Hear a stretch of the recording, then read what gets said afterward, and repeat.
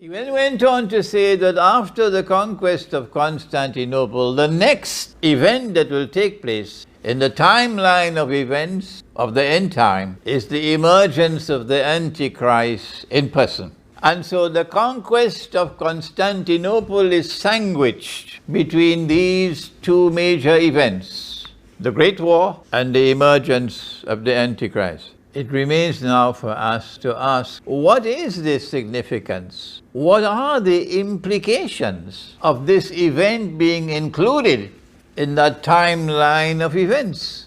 Number one, that the bogus state of Israel is in center stage of the world. Trump has just recognized Jerusalem as the capital of Israel, and he's taken the world of Islam and put it outside in the cold, and taken the world of Christianity and put them outside in the cold, and given Jerusalem to the Jews.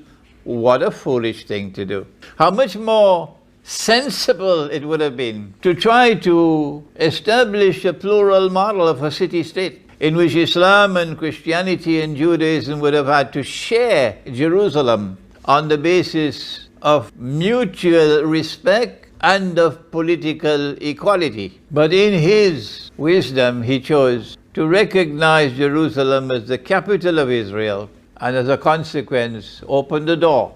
Thank you, Mr. President. Open the door for the possibility for the worlds of Islam and of that part of the Christian world which opposes oppression to come together in solidarity in resisting oppression in the world. Thank you, Mr. President. What is the implication of the conquest of Constantinople being located between these two major events? There may be in our audience those who might have better insight than I have been blessed to have on the subject. And we must never be so proud and arrogant as to believe that all knowledge resides with us. A young man out there might be blessed with an insight I never thought about.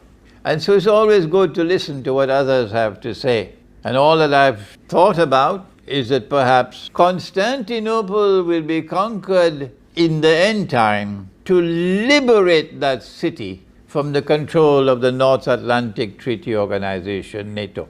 Turkey is a member state of NATO, and as a consequence, and so is Greece, a member state of NATO, and as a consequence, it is NATO who controls Constantinople, meaning controls the Bosphorus. Constantinople is important in maritime history because of the Bosphorus, the waterway which connects the Black Sea with the Mediterranean Sea. Whoever controls that waterway controls the Russian Navy, and Russia is the premier state of the Orthodox Christian world. And so the first implication of the conquest of Constantinople in the end time is to liberate the city and therefore liberate the waterway, the Bosphorus, so that the Russian Navy would have free passage from the Black Sea to the Mediterranean Sea.